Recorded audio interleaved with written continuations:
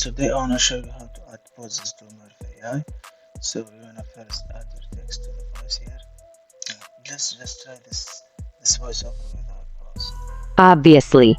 And so you have show layer, and you also have options to mute.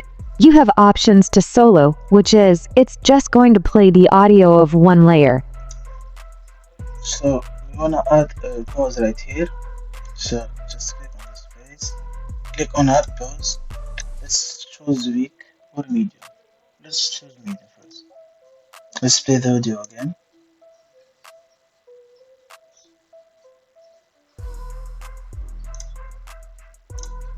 Obviously. And so you have show layer, and you also have options to mute. You have options to solo, which is Pretty long pause, but we can change this. We can add just a weak pause. Let's choose weak. Let's hear it again. it's just going to play the audio of one layer. Obviously.